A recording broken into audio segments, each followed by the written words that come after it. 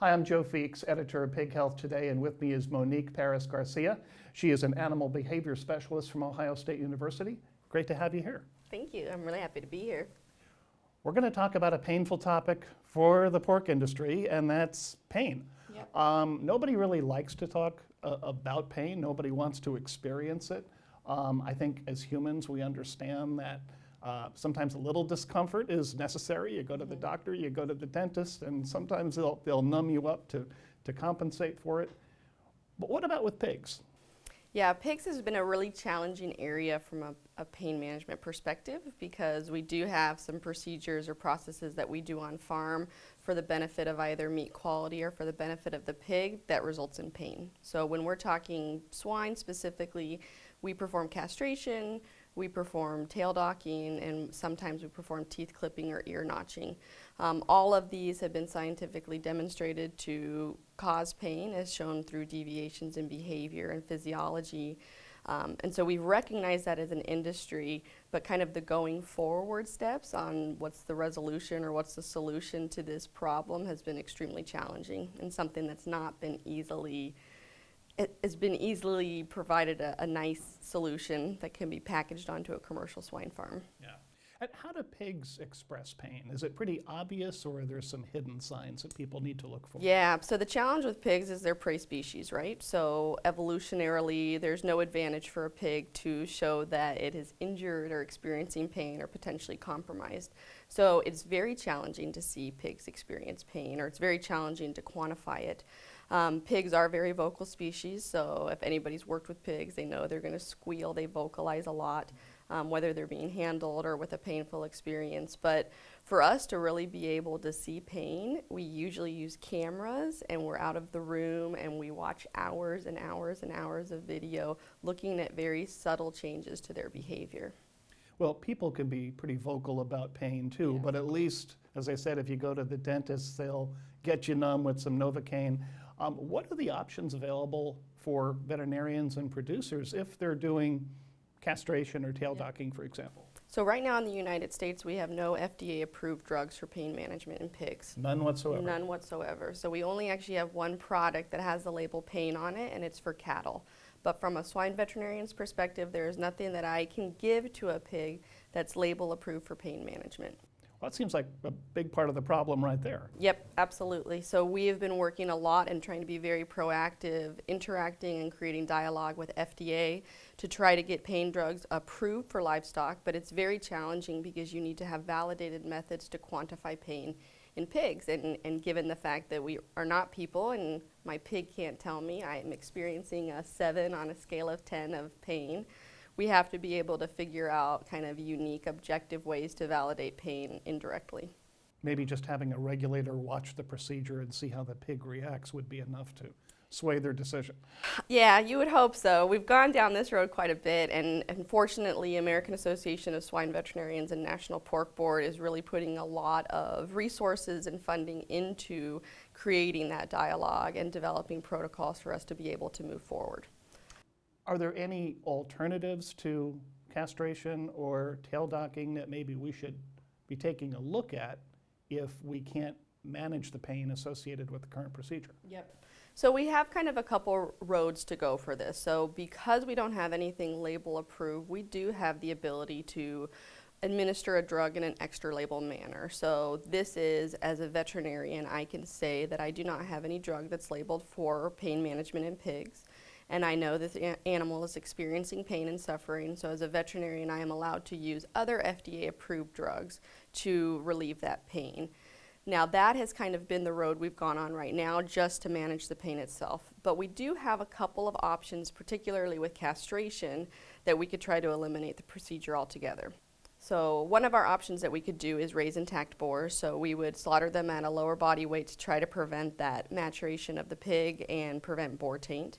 One of the kind of interesting approaches, new technologies now, is immunocastration. So it's actually a vaccination that's going to create an antibody against those hormones that allow a male pig to mature. The pig has to receive an injection twice in the finisher stage, and that is something that's very exciting, but we're not really sure from a consumer standpoint if everybody's going to be okay with that. And is that the big holdup? Because I know that that option has been available for several years, but it just seems like while it's done very well in Europe and Latin America, Australia, it's had a hard time getting off the ground in the United States. Yes, it seems at this point it's really consumer driven. So there is this concern of the acceptance of the product from the consumer, as well as just ensuring that we're doing it accurately and reliably. So if a pig does get missed and that pig is going to be slaughtered and they have that off odor of boar taint, it can really change kind of your eating experience as a consumer, right? So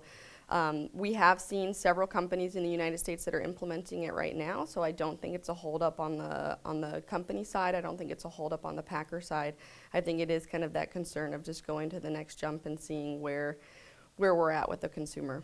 But knowing how consumers are so concerned about animal welfare and pain management and things like that, that this would be a no-brainer. What's the real holdup in your mind?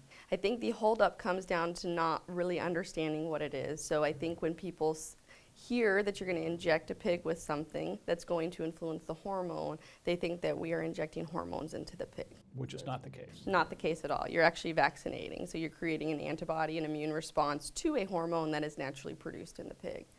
So there's a real challenge with the education and being able to create that dialogue with consumers and being able to understand the science behind what we're doing. Now, getting back to your research with Yes. pain management, you've been looking at a transdermal solution. Could you tell us about that? Yeah, so given the fact that we're probably not going to be within the next 5 years anywhere close to having the entire United States using an immunocastration product, we really need to find an alternative for pain management right now. And if you kind of crunch the numbers and you assume a little bit about our swine industry population right now, we're looking at about 94 million pigs that are going to have to be castrated on a yearly basis. One of the challenges that I work with producers is how do we do this in a realistic way that's economically feasible, that's logistic to implement on farm.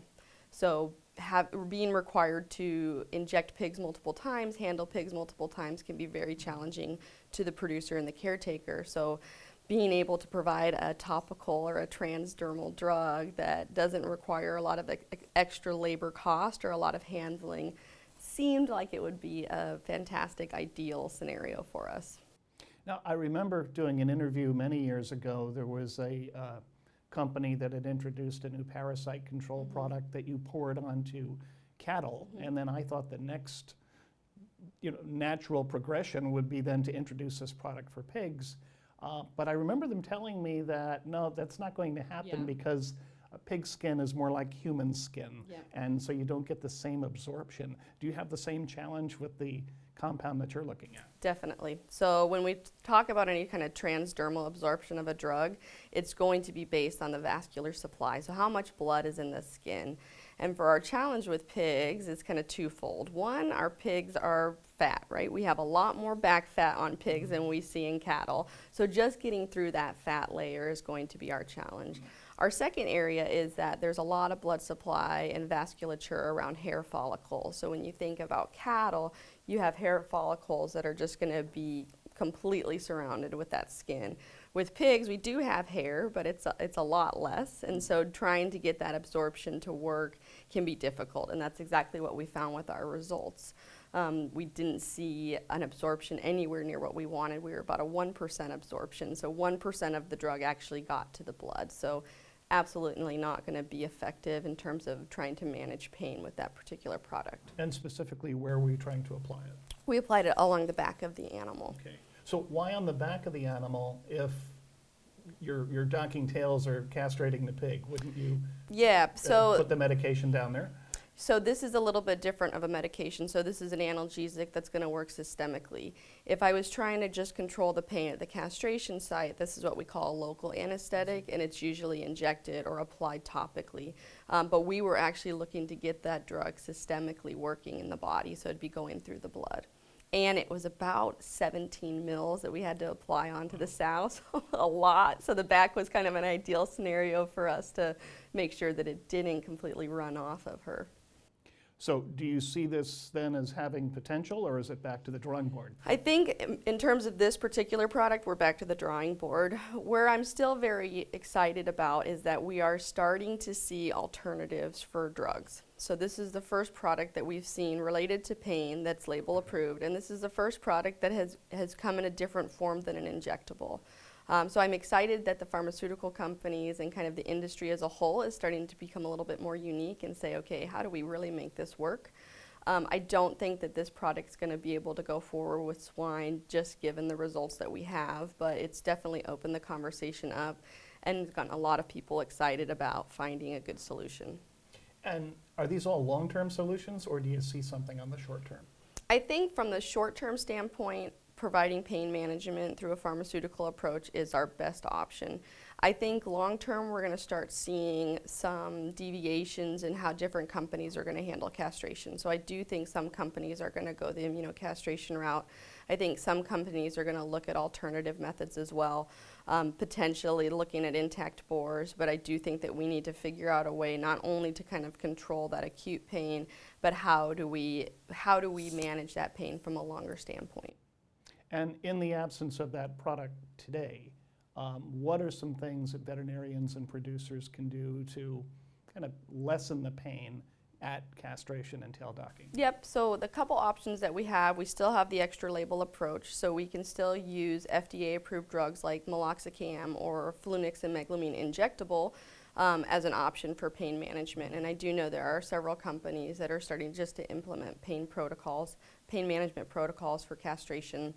I think from the caretaker's perspective is just ensuring that our caretakers are well trained, that they're using sharp, clean equipment, and that they're ensuring that the process is going as smoothly as possible. And I think that's going to really be beneficial for the piglet so we don't have any additional issues associated with the process itself. And is there anything we can learn from the pork industries in Europe or other parts of the world? I think one advantage that we have is that we are in good conversations with swine producers and swine veterinarians in Europe and Australia. And I think we're working together as a whole to find the solution. And that's very encouraging to me because I don't ever walk into a room of swine vets and they don't want to do it, right? Everybody recognizes that this is a challenge, that we need to manage pain. That's the right thing to do. It's our ethical obligation, but we just need to figure out a way to make it feasible.